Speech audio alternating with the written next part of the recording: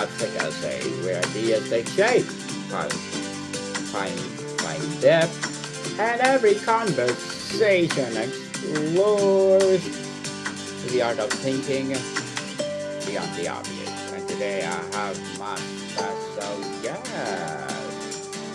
And one of his attributes is to have having a security of being a mentalist. No other than Mr. Gary Chan. Hey, Daniel. Great to be with you today. Thanks for having me. Welcome, Mr. Gary. And can you please introduce more about yourself to the Sure. So my name is Gary S. Chan, and I'm a cybersecurity expert and also a mentalist. So what I do is I teach people a lot of security concepts, and I use mentalism or magic as the vehicle to do that. So I'll perform, for example, at conferences or for companies as part of their corporate security awareness training program, for example. But basically, explaining about how security about how security works, but do so in a very entertaining way. in the entertaining way, and I like the magic. Mr. Gary, can you do the magic here on Abstract Essay? All right. Well, we'll do something a little bit fun for your audience. So, um, Okay. if you would, just think of any. Don't tell me. Just think of a number between 1 and 10. Okay. Take that number and multiply it by 9 to get another number, Okay. and then take the digits of that number and add that together to create a new number. Okay. And then take that number and subtract 5 from that number to create another number. Awesome. And then finally, we're going to convert your number into a letter. So 1 is A, 2 is B, 3 is C, and so on and so forth. So you Okay. should now have a letter. Hmm. Take that letter and think of a country that begins with that letter. Okay. Take the last letter of that country and think of an animal that begins with that letter. Okay. Take the last letter of that animal and think of a color that begins with that letter. Okay.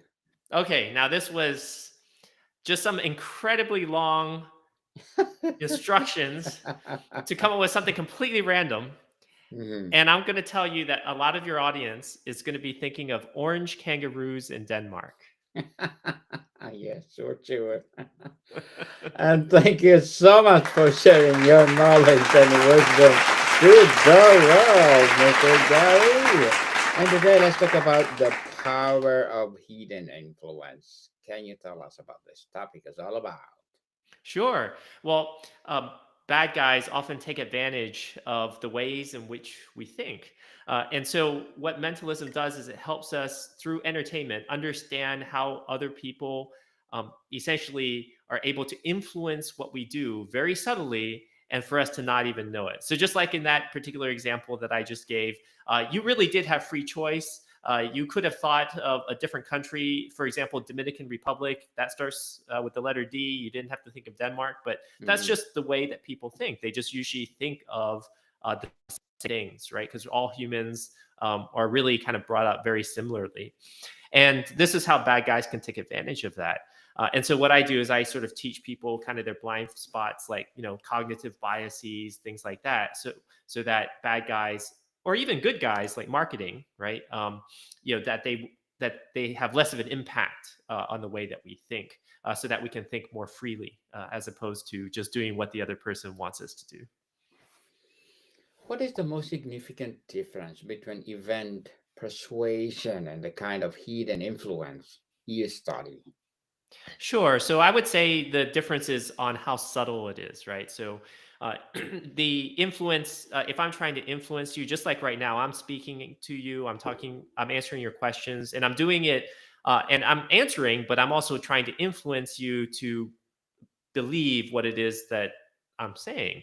And that's a very obvious thing, right? So influence, in my mind, is usually talking with someone, or or it could be more structural. For example, if your boss asks you to do something, just them being your boss, they have influence over you. And I think of these sort of very obvious things as being the things that we think about when we think about influence. The type of hidden influence that I'm talking about are the really subtle things that you just really don't think about on a day-to-day basis. Would it be helpful, Daniel, if I give like an example? Yes, go ahead. So, for example, with restaurants make money obviously by serving you food and alcohol and things like that. And so they can make potentially more money by having a higher turnover. So, for example, for dinner, if they have two people, or sorry, two groups who sit at your table, so say one group at 6 o'clock and one group at 8 o'clock to have dinner, then essentially they've doubled the amount of money that they make because they had turnover on that table. Well, you can influence turnover. Obviously, one approach would be to have a sign that says everyone is limited to 2 hours, right? That's a way of influence. That's not very subtle, though. A more subtle way of doing that would be your chairs. So if I'm a restaurant that wants high volume, and maybe that's how I make my money, not necessarily through quality food, but by selling a lot of it, then I might have a very uncomfortable chair. So the chair might be a very stiff wooden chair, and maybe it has no back. And if I do that, then the person is more likely to come in, eat quickly, and leave. But if I have a super nice fancy chair that is incredibly comfortable to sit in, then I might stay for 2 hours or even longer. And that's an example of sort of hidden influence that affects you, but you might not be necessarily thinking about it. Mr. Gary, what simple everyday example of hidden influence that most you encounter without realizing it's shaping our behavior? Oh, sure. So something that we all use today is technology. So whether it's your computer or your phone, you have technology with you a lot. And so the default settings of your applications actually impact quite a lot. Because I mean, I don't know about you, but every time I install a new app, whether it's on my phone or my computer, I don't look at every single setting in there to see what it does. I just leave it on default settings. So imagine your default setting for your phone is that it always, when it's on the lock screen, it always stays blank. If that was the default setting and that's what people had, I would be willing to bet that people look at their phones less often than they do today. Because today, what happens is the default setting is that you get these little pop ups. They're called toast messages. And so, like when you get a new email, it lights up your screen and says you've got new email. Well, when I see that, my initial reaction is to turn on the phone and look at what email I got. Right. And so that default setting really affects my behavior. If I'm constantly looking at my phone, then I'm interrupting myself from doing other things. And so default settings would be a very good example, I think, of something that we run into on a day-to-day basis that impacts us and that we don't necessarily think about deliberately as really impacting what we do every single day. Where do you draw the ethical line between using hidden influence for a positive nudge and using for manipulative exploration? I think, unfortunately, this is incredibly subjective. So for me, it really depends on the person's intentions and whether that person had good or bad intentions. But unfortunately, we'll never know what the other person's intentions are. We also can't necessarily change those intentions. And so what we need to do is we need to defend ourselves against it. We need to educate ourselves. And that's the whole reason why I do what I do is I want people to understand how they are impacted by those little decisions, like even where the cereal is at the on the grocery aisle, and where the candy is, and things like they're all in, made in such a way to influence us subtly into taking a particular action. And those intentions, from the marketer's perspective, are very positive, But if I don't want to eat sugar because I'm afraid of, some health concerns, that's actually bad for me. So it's a bad, from my perspective, I think it's a bad intention, but from their perspective, it's a good intention. So I think the only real practical solution is to educate ourselves and understand how we think so that we can make sure that we don't fall into those traps. Yes, definitely. And why are brains so hardwired to respond to a message like only a few left or 9 out of 10 people recommend, even we consciously know they are marketing tactics? Yeah, because we are humans, and that's just the way that we brought up. We are concerned about scarcity. So you gave two sort of different examples. One is scarcity, the other is social, reputational type of thing. We think that if other people want it, then we also probably want it. A very funny thing is when they were trying to sell more beans at the grocery market, I think they would put up, limit 10. Well, no one ever buys 10 cans at a time.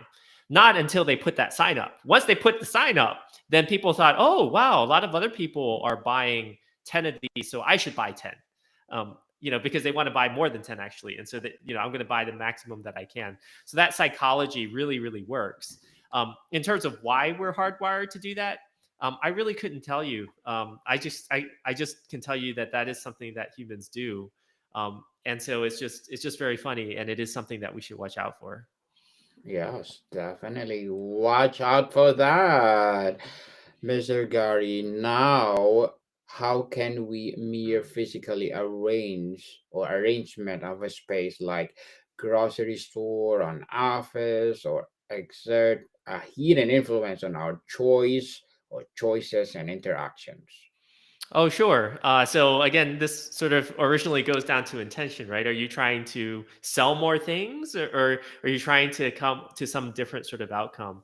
So I'll talk a little bit about something that I think most people probably can control, because I don't think most people can control what goes on in a supermarket. So I'll use one of your other examples, which is a meeting room.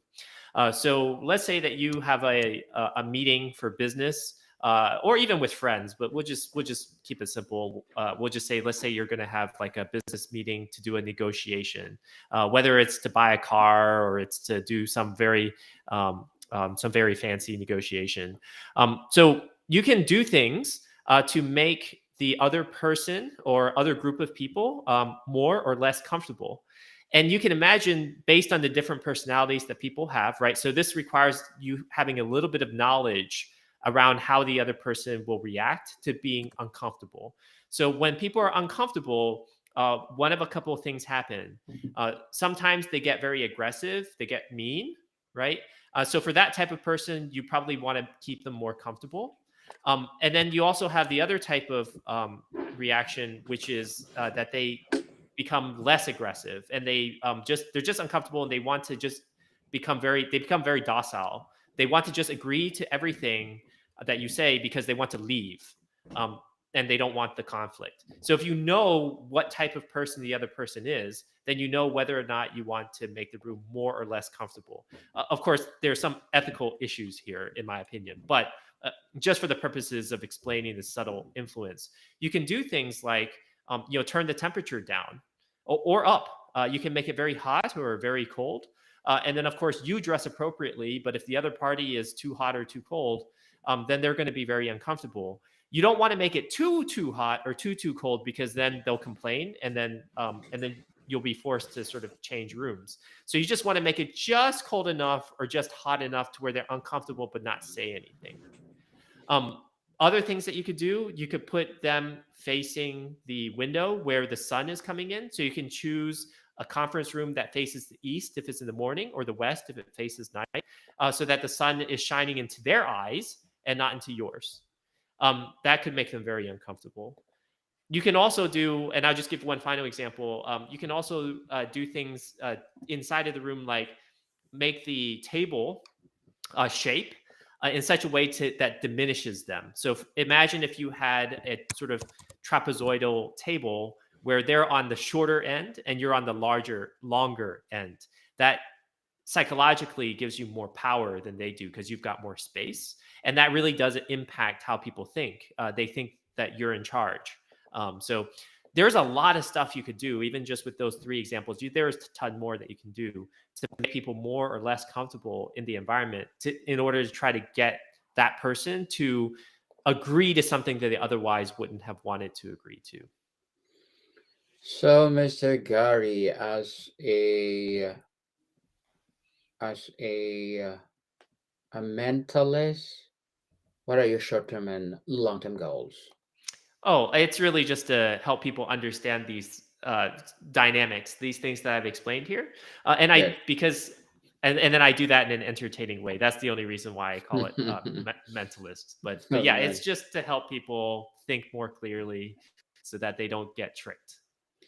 So, what is the most inspiring or beneficial use of hidden influence you encountered, perhaps in public health, safety, or education?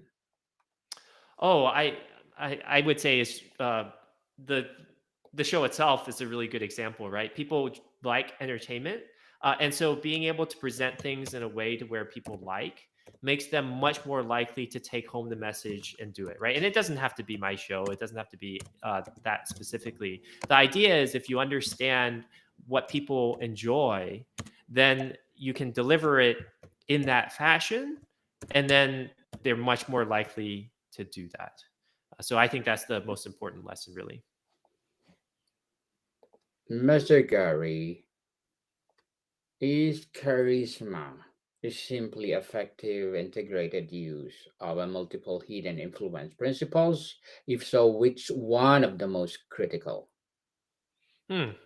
That's interesting. I haven't really thought about it that way. Um, I think of charisma as definitely being a factor that helps people because they're more likable. That other people will be more likely to follow. I don't know if charisma is the most important, but it's definitely an element. There's a lot of other things that don't involve people at all that definitely have an impact that influence people's behaviors, right?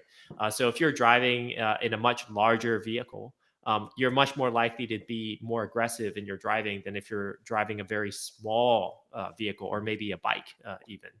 I would say charisma is important, but I don't know that it is the most important factor for hidden influence.